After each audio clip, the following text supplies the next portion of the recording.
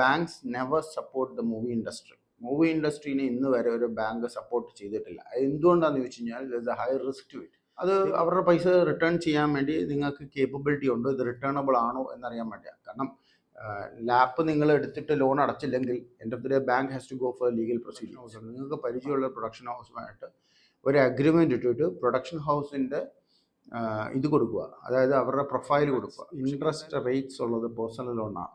It goes as cheap as 18% to as expensive as 24% per annum.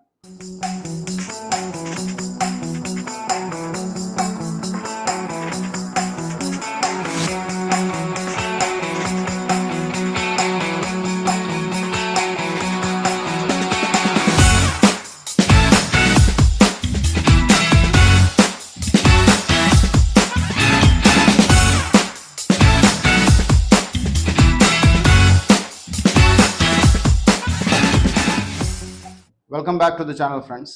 രണ്ടാമത്തെ funding model bank. ഈ bank എന്ന് ഞാൻ പറയുമ്പം traditional banks, nationalized banks, NBFC ഇങ്ങനെയുള്ള കാര്യങ്ങളെ ബാങ്ക് എന്ന് പറയാം. പക്ഷെ നിങ്ങൾ ഒരു കാര്യം ശ്രദ്ധിക്കുന്ന വെച്ചാൽ banks never support the movie industry. Movie ഇൻഡസ്ട്രീനെ ഇന്ന് വരെ ഒരു ബാങ്ക് സപ്പോർട്ട് ചെയ്തിട്ടില്ല. അത് എന്തുകൊണ്ടാണെന്ന് ചോദിച്ചു കഴിഞ്ഞാൽ there is a high risk to it. They will never lend you money for a movie, they will lend you money for a asset. അപ്പം പടം എടുക്കാൻ ഇറങ്ങുന്നിടത്ത് ഞാൻ പറയുവാണ്, അതായത് ലാപ്പ്, ലോൺ എഗൈൻസ്റ്റ് പ്രോപ്പർട്ടിയാണ് എല്ലാ ബാങ്കും സപ്പോർട്ട് ചെയ്യുന്നത്. അത് നിങ്ങൾ മൂവി പിടിക്കുകയോ പിടിക്കാതിരിക്കുകയോ ഒക്കെ വേറെ വിഷയം. നിങ്ങൾ പടം പിടിക്കാൻ ഇറങ്ങുമ്പോൾ നിങ്ങളുടെ ITR സ്ട്രോങ് ആയിരിക്കണം, അല്ലെങ്കിൽ നിങ്ങൾക്ക് ആ ബാങ്കിൽ ഒരു FD ഉണ്ടായിരിക്കണം. അല്ലെങ്കിൽ ഇപ്പം നിങ്ങൾ ജോലിക്കാരാണെങ്കിൽ നിങ്ങളുടെ ITR ബേസ്ഡ് നിങ്ങൾ അവർ നോക്കുമ്പം ഒരു വർഷത്തിൽ ഒരു 12 ലക്ഷം രൂപ 15 ലക്ഷം രൂപ നിങ്ങൾക്ക് വരുമാനം ഒരു വർഷം ഉണ്ടെങ്കിൽ ഒരു 50,000 rupees per month EMI cut ചെയ്തിട്ട് ലാപ്പായിട്ട് ലോൺ അഗൈൻസ്റ്റ് പ്രോപ്പർട്ടി, അതായത് നിങ്ങൾക്ക് പ്രോപ്പർട്ടി ഉണ്ടെങ്കിൽ ലോൺ അഗൈൻസ്റ്റ് പ്രോപ്പർട്ടി ആയിട്ട് അത് ചെയ്യാൻ പറ്റും. പക്ഷെങ്കിൽ നിങ്ങൾക്ക് ITR വേണം. NRI ആണെങ്കിൽ NRIസിന് കോൺസ്റ്റൻ്റ് ആയിട്ടുള്ള വരുമാനം വേണം, സാലറി സർട്ടിഫിക്കറ്റ് വേണം, പ്ലസ് നിങ്ങൾക്ക് ഒരു FD അങ്ങനെയുള്ള കാര്യങ്ങൾ എന്തെങ്കിലും വേണം. ഗോൾഡ് ഉണ്ടെങ്കിൽ അത് എന്തായാലും നിങ്ങൾക്ക് ലാപ്പ് ഇഷ്യൂ ചെയ്തെടുപ്പിക്കാൻ പറ്റും. പക്ഷെ അന്നേരവും ചില ബാങ്കുകാർ ചോദിക്കാറുണ്ട്, ഫസ്റ്റ് ടൈം ആണോ, എത്ര തവണ ചെയ്തു. കാരണം എൻഡ് ഓഫ് ദ ഡേ അവർക്ക് ലോൺ റീപേയ്മെൻറ്റ് ചെയ്യണമല്ലോ. അപ്പം നിങ്ങൾക്കൊരു വരുമാനം വേണം. നിങ്ങൾക്ക് വരുമാനം ഉണ്ടെങ്കിൽ അവർ ലോൺ അഗൈൻസ്റ്റ് പ്രോപ്പർട്ടിയിൽ ഫണ്ട് തരും. അത് അവർ കെയർ ചെയ്യുന്നില്ല നിങ്ങൾ ആ ഫണ്ട് ഉപയോഗിച്ച് എന്താണ് ചെയ്യാൻ പോകുന്നത്. നോർമൽ റേഷ്യോയിൽ ഒരു 50% ആണ് നിങ്ങൾക്ക് ഫണ്ടിങ് കിട്ടുന്നത്. അതായത് 50% എന്ന് പറഞ്ഞാൽ ഇപ്പം 1 കോടി രൂപയുടെ പ്രോപ്പർട്ടി ആണെങ്കിൽ നിങ്ങൾക്ക് ഒരു 50 ലക്ഷം രൂപ അവർ ക്ലീൻ ആയിട്ട് ഫണ്ട് ചെയ്യും. ഇതിൻ്റെ മേളിലേക്കുള്ള ഫണ്ടിങ് ചെയ്യും, അതായത് 60-70% വരെ ഫണ്ട് ചെയ്യും. പക്ഷേ 60 വരെ ഫണ്ട് ചെയ്യും, 70 എക്സ്ട്രീംലി ഇതാണ് നിങ്ങളുടെ FDO അങ്ങനെയുള്ള കാര്യങ്ങളുണ്ടെങ്കിൽ അതും കൂടെ ഒരു ലീൻ മാർക്ക് ചെയ്തിട്ട് മാത്രമേ അത്രയും ലെവലിലേക്ക് അവർ ഫണ്ട് ചെയ്തുള്ളൂ. അപ്പം ഒരു 50% നിങ്ങൾക്ക് എന്തായാലും അഷുറായിട്ട് ഫണ്ട് ചെയ്യും. പക്ഷെ അന്നേരവും ചില ബാങ്കുകൾ അവർ ഡെഫിനറ്റായിട്ട് ചോദിക്കും മുൻപരിചയം. നിങ്ങൾ പണം എടുക്കാൻ ഇറങ്ങുവാണല്ലോ, ഇതിനുള്ള മുൻപരിചയം എന്താണ്, നിങ്ങൾ എന്ത് ഫീൽഡിൽ വർക്ക് ചെയ്തു എന്താണെന്ന് ചോദിക്കും. അത് അവരുടെ പൈസ റിട്ടേൺ ചെയ്യാൻ വേണ്ടി നിങ്ങൾക്ക് കേപ്പബിലിറ്റി ഉണ്ടോ, ഇത് റിട്ടേണബിൾ ആണോ എന്നറിയാൻ വേണ്ടിയാണ്. കാരണം ലാപ്പ് നിങ്ങൾ എടുത്തിട്ട് ലോൺ അടച്ചില്ലെങ്കിൽ end of the day bank has to go for legal പ്രൊസീഡിയേഴ്സ്.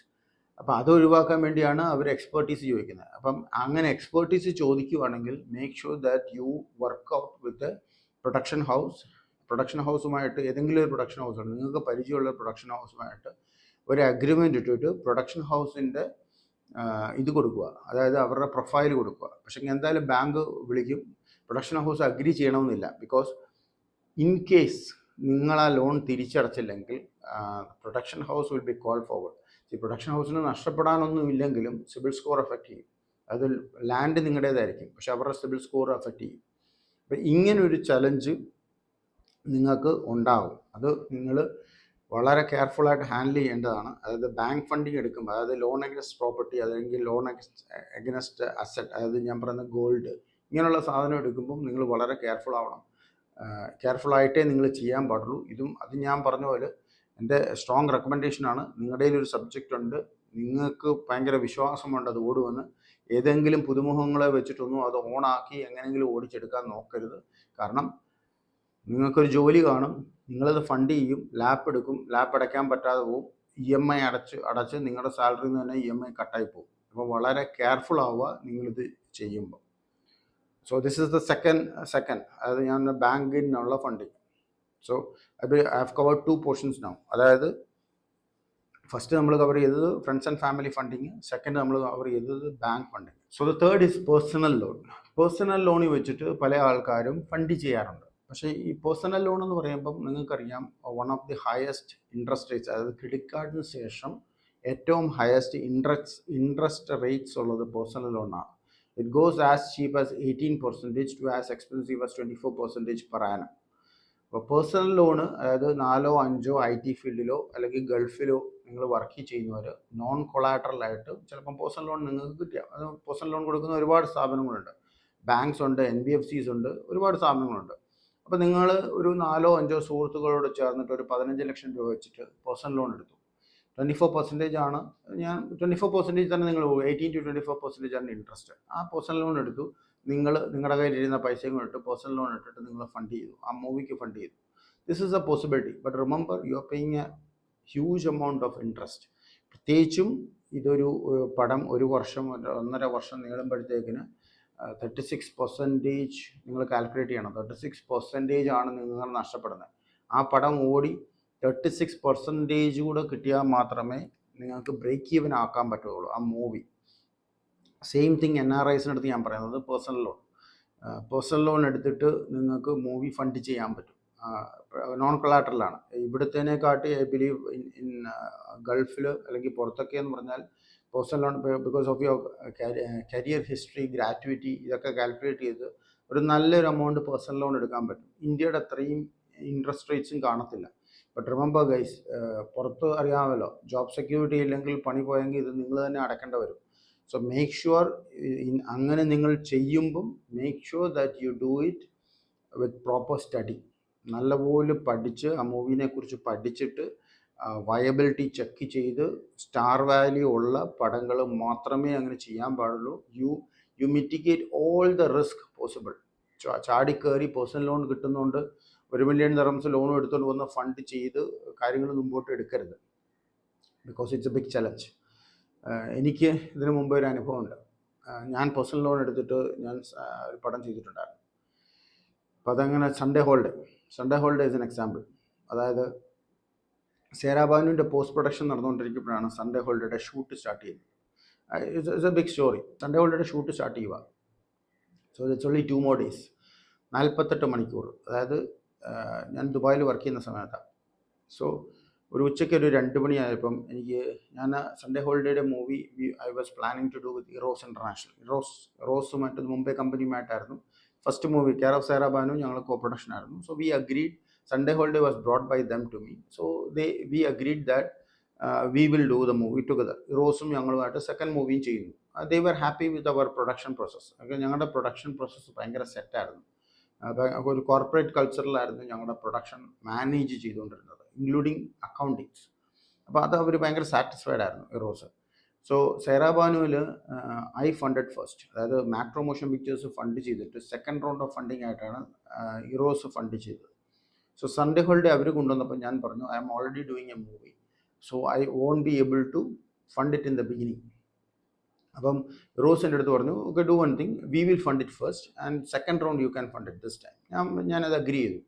So മറ്റന്നാൾ രാവിലെ, ആ ദിവസം ഓർമ്മയില്ല, ഷൂട്ട് തുടങ്ങുന്ന 2 ദിവസം മുമ്പ്, 48 hours ഇല്ല, 7:30 നമ്മൾ പൂജ വെച്ച് ഷൂട്ട് തുടങ്ങുവാണ്.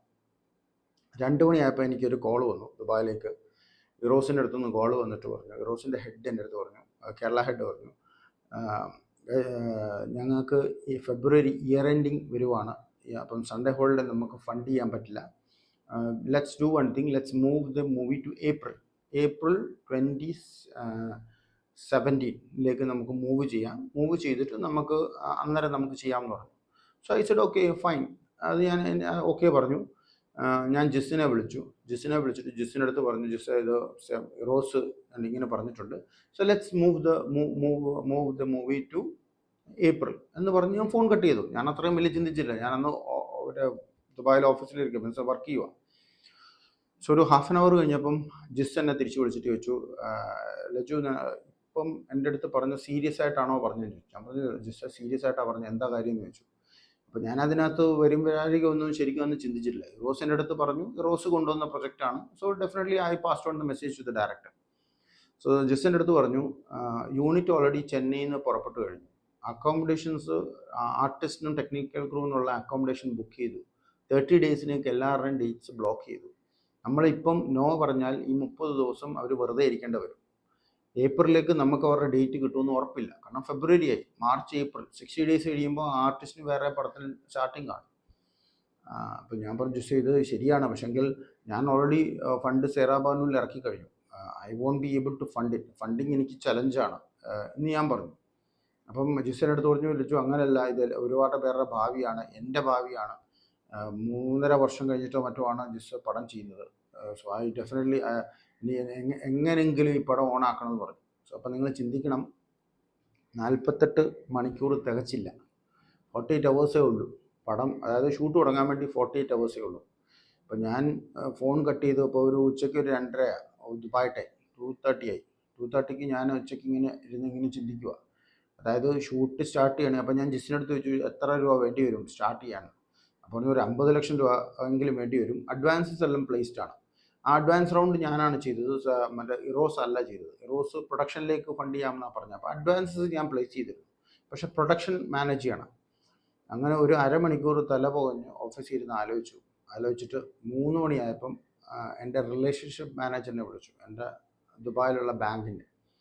അപ്പോൾ ഞാൻ ഹൈ പൊസിഷനാണ് വർക്ക് ചെയ്ത് നേരത്തെ പറഞ്ഞല്ലോ. അപ്പോൾ ആ ജോലിയിൽ ഇരിക്കുമ്പോഴാണ്, അപ്പോൾ റിലേഷൻഷിപ്പ് മാനേജറോട് നല്ല സാലറി, ടേക്ക് ഹോം സാലറി ചെയ്തുകൊണ്ടിരിക്കുന്ന ടൈമാണ്. അപ്പോൾ റിലേഷൻഷിപ്പ് മാനേജറെ വിളിച്ചിട്ട് പറഞ്ഞു, കണക്ക് കൂട്ടി നോക്കപ്പം ഒരു 2 crore കയ്യിലുണ്ടെങ്കിലേ രക്ഷയുള്ളൂ. 2 crore വേണം, എന്നാൽ മാത്രമേ 2 crore ഉണ്ടെങ്കിൽ മാത്രമേ മൂവി നമുക്ക് തീർത്ത് പോസ്റ്റ് പ്രൊഡക്ഷൻ കംപ്ലീറ്റ് ചെയ്ത് എടുക്കാൻ പറ്റത്തുള്ളൂ. പിന്നെ ഇറോസ് ഓൾറെഡി ക്ലിയർ കട്ടായിട്ട് പറഞ്ഞു ഏപ്രിലേക്ക് ഫണ്ട് ചെയ്യാം. അപ്പോൾ ഇതിൻ്റെ ഇടയ്ക്ക് ഞാൻ ഇറോസിനെ വിളിക്കുന്നുണ്ട്, കേരള ഹെഡിനെ വിളിക്കുന്നുണ്ട്. കേരള ഹെഡ് പറഞ്ഞു, ഒരു രക്ഷയില്ല, ആരെയൊക്കെ വിളിച്ചാലും രക്ഷയില്ല, നമുക്ക് ചെയ്യാൻ പറ്റത്തില്ല. അപ്പോൾ എനിക്ക് തോന്നുന്നു ഞാൻ ഇറോസിൻ്റെ CFOനെ, ചീഫ് ഫൈനാൻഷ്യൽ ഓഫീസറിനെ, മുംബൈയിലുള്ള ആളിനെ ഞാൻ വിളിച്ചു. അതായത് പുള്ളി കേരള ഹെഡിനോട് സംസാരിച്ചിട്ട് തന്നെ ഞാൻ പറഞ്ഞു, എന്തെങ്കിലും ഒരു മാർഗ്ഗം ഉണ്ടോ കുറച്ച് ഫണ്ട് ഇഷ്യൂ ചെയ്യാൻ വേണ്ടി? എന്തായാലും മൂവി നടക്കുമല്ലേ, മറ്റന്നാൾ ഷൂട്ടാണ്, ഇന്ന പ്രശ്നമാണ്. അപ്പോൾ CFO പറഞ്ഞു, ഇല്ല, അത് ക്ലിയറൻസ് കിട്ടത്തില്ല, നമുക്ക് ചെയ്യാൻ പറ്റത്തില്ല. ഏപ്രിൽ അവരെ എക്സ്ട്രീം കോർപ്പറേറ്റാണ്, ഒരു ലീവേ പോലും ഇല്ല. അപ്പോൾ ഞാൻ ശരി. അപ്പോൾ റിലേഷൻഷിപ്പ് മാനേജർ വിളിച്ചിട്ട് പറഞ്ഞു, എനിക്ക് അത്യാവശ്യമായിട്ട് പേഴ്സണൽ ലോൺ ആണല്ലോ ദുബായ്ക്കാർക്ക് അറിയാവുന്നതാണ്, എനിക്ക് അത്യാവശ്യമായിട്ട് പേഴ്സണൽ ലോൺ വേണം. ആ പേഴ്സണൽ ലോൺ എനിക്ക് കിട്ടിയേ പറ്റത്തുള്ളൂ, എങ്ങനെയെങ്കിലും എനിക്ക് നടത്തി തരണം. അപ്പോൾ ഞാൻ സ്ഥിരമായിട്ട് ലോൺ എടുക്കുകയും ലോൺ അടച്ച് കറക്റ്റായിട്ട് സാലറി കിട്ടുമ്പോൾ അതിൻ്റെ പേയ്മെൻറ്റ് അടച്ചു പോകുന്നത്. എനിക്ക് ഹിസ്റ്ററി ഉണ്ട്. അതായത് ഒരു 18 years ദുബായിലുണ്ടായിരുന്ന, ഓൾമോസ്റ്റ് എനിക്ക് തോന്നുന്നു ഒരു 15-16 yearsോളം എനിക്ക് ലോൺ ഉണ്ടായിരുന്നു. ലോൺ ഹിസ്റ്ററി ഭയങ്കര പക്കയായിരുന്നു, പ്രോപ്പറായിട്ട് സാലറി വരുന്നു, അപ്പം പ്രശ്നമില്ലാതെ പോയി. അപ്പോൾ എൻ്റെ ഹിസ്റ്ററി നല്ല ഇതാണ്. അപ്പോഴത്തേന് 18 yearsോളം വർക്ക് ചെയ്തപ്പം ഗ്രാറ്റുവിറ്റി ബിൽഡപ്പ് ഭയങ്കര ഹൈ ആയിരുന്നു. 18 years ഒരാൾ വർക്ക് ചെയ്യുമ്പം, പ്രത്യേകിച്ചും സീനിയർ പൊസിഷനോടാണെങ്കിൽ നല്ല ഗ്രാറ്റുവിറ്റിയാണ്. സോ ബാങ്കിന് എനിക്ക് പേഴ്സണൽ ലോൺ തരുന്നതിന് ബാങ്കിൻ്റെ സൈഡിൽ റിസ്ക്കുകളില്ല. കാരണം എനിക്ക് തരുന്ന ലോൺ എമൗണ്ട് ഗ്രാറ്റുവിറ്റി എമൗണ്ട് ആയിട്ടുണ്ടായിരുന്നു. അങ്ങനെ സൺഡേ ഹോളിഡേ സ്റ്റാർട്ട് ചെയ്യുമ്പം പൂജയ്ക്ക് I believe I am not here, പക്ഷേ 48 മണിക്കൂർ കൊണ്ട് 1 million dirhams ഞാൻ പേഴ്സണൽ ലോൺ എടുത്ത്, അന്ന് ഇൻട്രസ്റ്റ് റേറ്റ് വളരെ കുറവുള്ള ടൈമിലാണ് ദുബായിൽ. I believe I got it for less than 3% per annum എടുത്ത് ഞാൻ നാട്ടിലേക്ക് ഫണ്ട് ചെയ്ത മൂവിയാണ് സൺഡേ ഹോളിഡേ. അത് എനിക്ക് ദോഷം ചെയ്തില്ല. Means the movie ran very well. ജൂലൈയിൽ റിലീസുമായി, July 14th. But what I'm trying to tell you guys is that it's possible. പക്ഷെങ്കിൽ നിങ്ങൾ അത് പഠിച്ചിരിക്കണം. അതായത് റിമെമ്പർ, ഫസ്റ്റ് മൂവിയിലല്ല ഞാൻ ചെയ്തത്, സേറാബാനുവിനല്ല ഞാൻ അങ്ങനെ എടുത്ത് ഫണ്ട് ചെയ്തത്, സൺഡേ ഹോളിഡേക്കാണ് ഫണ്ട് ചെയ്തത്. So I have learn my trade by that. കുറച്ചൊക്കെ കാര്യങ്ങൾ എനിക്ക് മനസ്സിലാക്കി തുടങ്ങി എങ്ങനെ ചെയ്യണമെന്നുള്ളത്.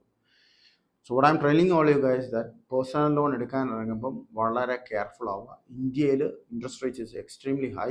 പുറത്തൊക്കെ പേഴ്സണൽ ലോണിന് ഇൻട്രസ്റ്റ് റേറ്റ്സ് ഇത്രയില്ല. I believe in Dubai now it's running at 6.9 and 7 or 8 whatever it is. But definitely ഇന്ത്യയുടെ അത്രയൊന്നും ഇല്ല. പക്ഷെങ്കിൽ നിങ്ങളത് ഏറ്റവും ഷുവറിറ്റി ഉള്ള വയബിലിറ്റി ആയിട്ടുള്ള പ്രൊജക്റ്റുമായിട്ട് മുമ്പോട്ട് പോകാവൂ. കഴിവതും ഒരു പ്രൊഡക്ഷൻ ബാനറിനെ കൂടെ നിർത്തുക. ബിക്കോസ് 2017 അല്ല 2024. Malayalam industry as a whole has changed a lot. I'm talking about satellite, OTT, those type of businesses. തിയേറ്ററിലിട്ട് നമ്മൾ ഓടിച്ചെടുക്കണം. The remuneration structures have change, the cost have changed. ഇന്ന് ഞാൻ സൺഡേ ഹോളിഡേ എടുക്കണമെങ്കിൽ അതിൻ്റെ ഡബിൾ പൈസ ഞാൻ മുടക്കണം. അതായത് I should have at least 7 or 8 crore. ഇന്ന് ഞാൻ ബിടെക് അന്നത്തെ സമയത്ത് 2018 ബിടെക് എടുക്കുമ്പം 6 crore ആയിരുന്നു. ഇന്ന് എൻ്റെ പടത്തിൽ അഭിനയിച്ചവർ എല്ലാവരും ഹീറോസാണ്. ഇന്ന് ഞാൻ ആ പടം എടുക്കണമെങ്കിൽ 12 to 15 crore ആണ്. So things have changed. So make sure that you know before you jump. Make sure you align with a partner. Existing ഒരു പാർട്ട്ണറുമായിട്ട് അലൈൻ ചെയ്തിട്ട് നിങ്ങൾ ചാടുക. കുറേയൊക്കെ നിങ്ങൾക്ക് ഒരു കുഷനിങ് എഫക്റ്റ് കിട്ടും. കാര്യങ്ങളൊക്കെ പ്രോംപ്റ്റായിട്ട് പോകും. പിന്നെ ഞാൻ നേരത്തെ പറഞ്ഞ പോലെ നമ്മൾ 5 കോടിക്ക് പടം എടുക്കാൻ ഇറങ്ങിയാൽ 4 കോടിക്ക് എങ്ങനെ എടുക്കാം എന്ന് പഠിക്കുന്നതാണ് മൂവിയുടെ മെയിൻ പ്രൊഡക്ഷൻ. അപ്പോൾ ഇതാണ് എനിക്ക് മൂന്നാമത്തെ ഫണ്ടിങ് ഓപ്ഷനെ കുറിച്ച് പറയാനുള്ളത്, personal loan. Anyway, thank you very much for listening to me. See you in the next episode.